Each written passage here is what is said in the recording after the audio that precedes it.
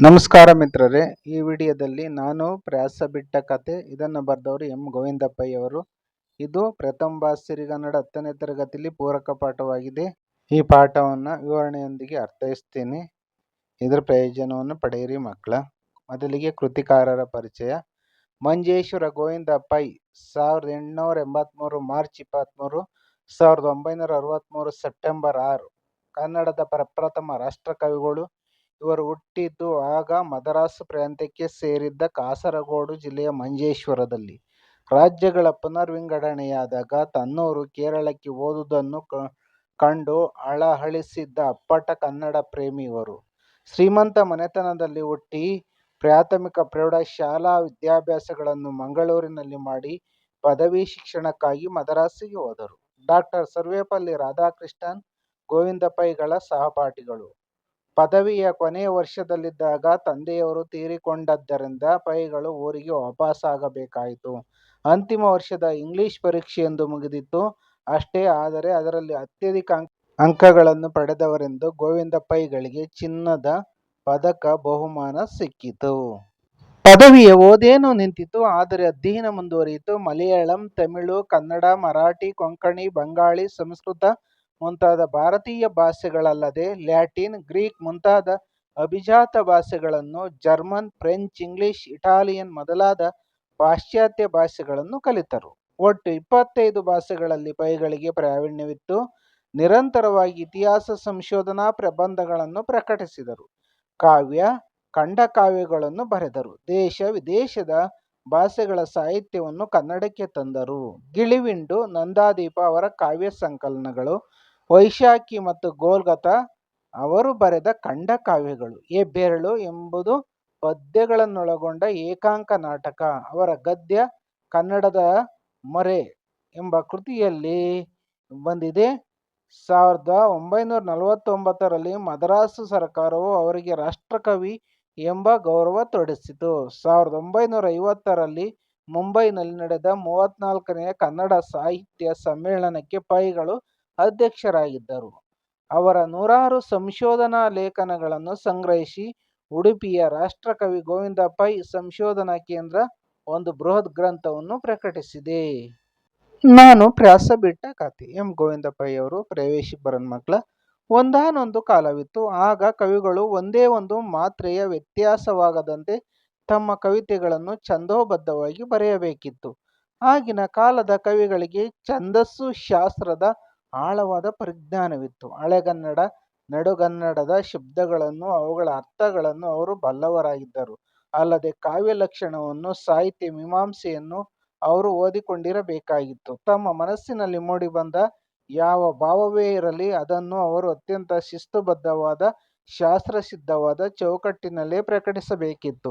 ಅಂತಹ ಕಾಲದಲ್ಲಿ ಕವಿಯೊಬ್ಬ ತಾನು ಪ್ರಯಾಸವನ್ನು ಬಿಟ್ಟು ಬರೆಯುವೆ ಎಂದರೆ ಅದೊಂದು ಕ್ರಾಂತಿಕಾರಕ ಘೋಷಣೆಯೇ ಹೌದು.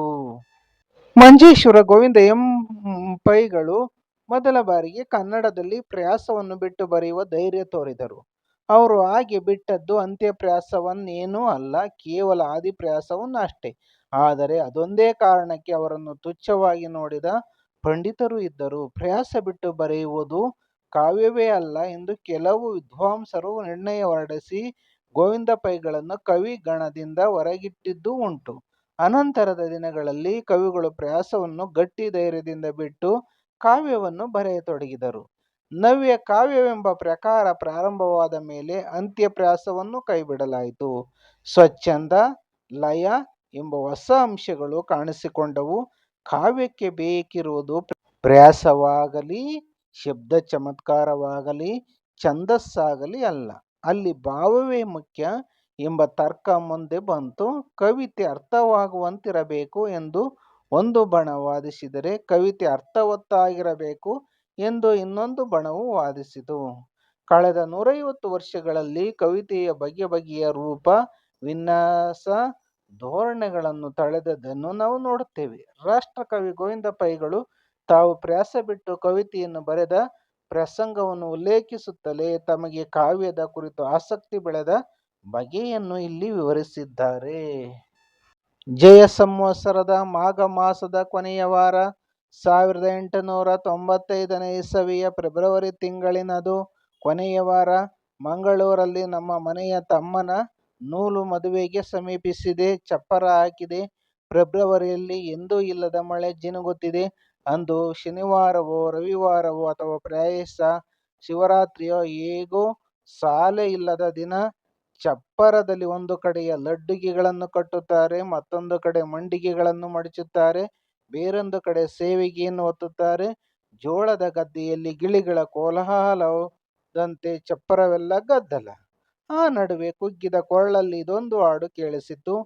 ಅಡವಿಗೆ ಪೋಪರೇನೆ ಕರಿದಯ್ಯ, ಅಡವಿಗೆ ಪೋಪರೇನೆ ಕರಿದಯ್ಯ, ಅಡವಿಯೊಳಗೆ ಬಲು ಕಡುಕೂಳ ಮೃಗಗಳು, ಅಡವಿಯೊಳಗೆ ಬಲು ಕಡುಕೂಳ ಮೃಗಗಳು, ಬಿಡದೆ ಬಾಧಿಪವೋ ನಿನ್ನ, ಬಿಡದೆ ಬಾಧಿಪವೋ ನಿನ್ನ.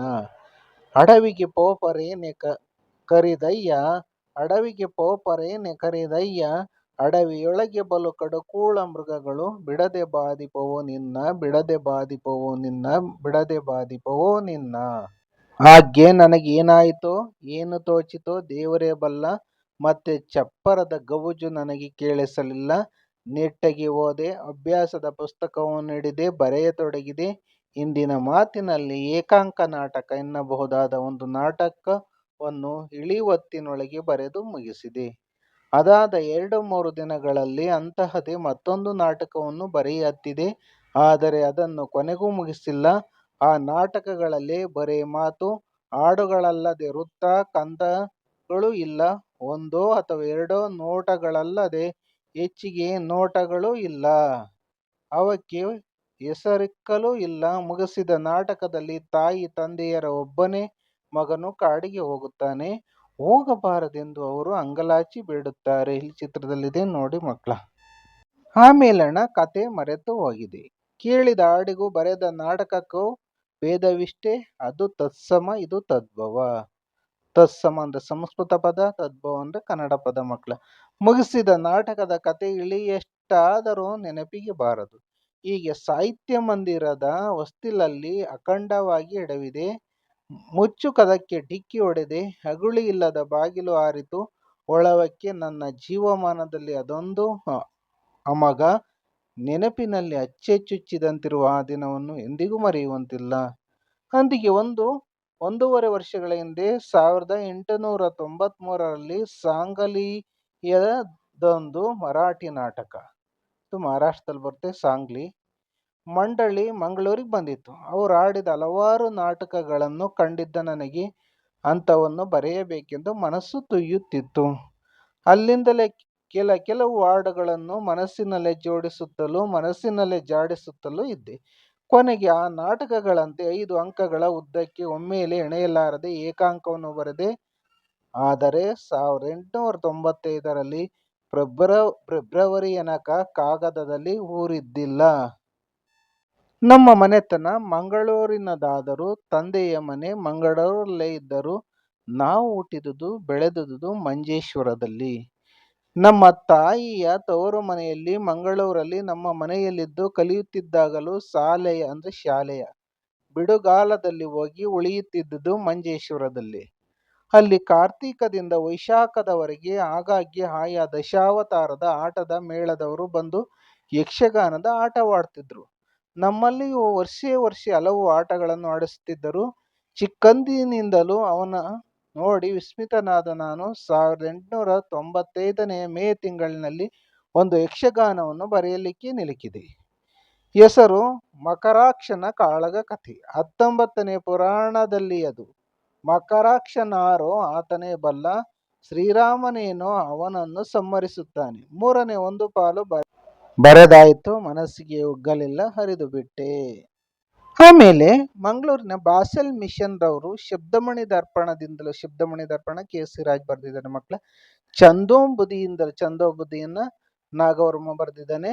ಸಂಗ್ರಹಿಸಿ ಪ್ರಕಟಿಸಿದ 1889ರಲ್ಲಿ ಹಳಗನ್ನಡದ ವ್ಯಾಕರಣ ಸೂತ್ರಗಳು ಎಂಬ ಪುಸ್ತಕವನ್ನು, ಅದರಲ್ಲಿ ಮುಖ್ಯತಃ ಛಂದೋಲಕ್ಷಣಗಳನ್ನು ಪ್ರಕರಣವನ್ನು ಓದಿ ವೃತ್ತ ಕಂದ ಷಟ್ಪದಿಗಳ ಲಕ್ಷಣವನ್ನು ಅರಿತುಕೊಂಡೆ. ಜೊತೆಗೆ ಅರ್ಥಯುಕ್ತವಾದ ಕನ್ನಡ ಜೈಮಿನಿ ಭಾರತ, ಗದಗಿನ ಭಾರತ, ಶಬರಶಂಕರ ವಿಲಾಸವೇ ಮೊದಲಾದ ಮಹಾಕಾವ್ಯಗಳನ್ನು ಓದಿ 1898ರವರೆಗೆ ಆ ವಿವಿಧ ಛಂದಸ್ಸುಗಳಲ್ಲಿ ಎಷ್ಟೋ ಪದ್ಯಗಳನ್ನು ಬರೆದಂತೆಯೇ ಹರಿದು ಬಿಟ್ಟೆ. ಈ ನಡುವೆ 1896ರಲ್ಲೇನೋ ಹೀಗಾಯಿತು. ಆ ಚಿಕ್ಕಂದಿನಲ್ಲಿ ಒಮ್ಮೆ ನಮ್ಮಲ್ಲಿ ಸೋದರರೊಳಗೆ ಜಗಳ ಹತ್ತಿದಾಗ ನನ್ನಲ್ಲಿ ಸಿಟ್ಟಿಗೆದ ನನ್ನ ತಮ್ಮಂದಿರು ನಾನು ಕವನಿಸುತ್ತೇನೆಂದು ನಮ್ಮ ತಾಯಿಯೊಂದಿಗೆ ದೂರಿತ್ತರು. ನಮ್ಮ ತಾಯಿ ತೀರಾ ಅಳಬಳಕೆಯ ನೇಮವಂತೆ ತುಳುನಾಡಿನ ಸರ್ವಶ್ರೇಷ್ಠ ಯಕ್ಷಗಾನ ಕವಿಯಾದ ಮೂಲ್ಕಿಯ ವಾಸುದೇವ ಪ್ರಭು ಎಂಬುವರು ಬಿಲ್ಲ ಹಬ್ಬವನ್ನು ರಚಿಸುತ್ತಲೇ ಅವರಿಗೆ ಹುಚ್ಚು ಹಿಡಿಯಿತು. ಅನಂತರ ಸಮುದ್ರ ಮಥನವನ್ನು ರಚಿಸಿದ ಮೇಲೆ ಅವರ ಹುಚ್ಚು ಇಳಿಯಿತು.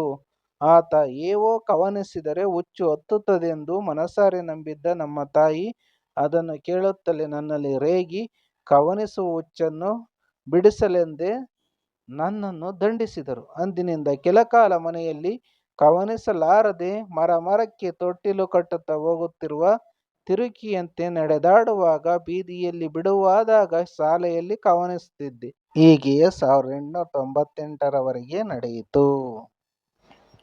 1899ರಲ್ಲಿ ಶೇಕ್ಸ್ಪಿಯರ್ ಟ್ವೆಲ್ತ್ ನೈಟ್ ಎಂಬ ನಾಟಕದ ಮೊದಲನೇ ಅಂಕದಿಂದ ಕೆಲವು ನೋಟಗಳನ್ನು ವೃತ್ತ ಕಂದಗಳಲ್ಲಿ ಕನ್ನಡಿಸಿ ಅದನ್ನು ಶ್ರೀ ನಂದಳಿಕೆ ಲಕ್ಷ್ಮೀನಾರಾಯಣಪ್ಪನವರಿಗೆ ಅಂದರೆ ಮುದ್ದಣ್ಣನವರಿಗೆ ಉಡುಪಿಗೆ ಕಳಿಸಿಕೊಟ್ಟೆ.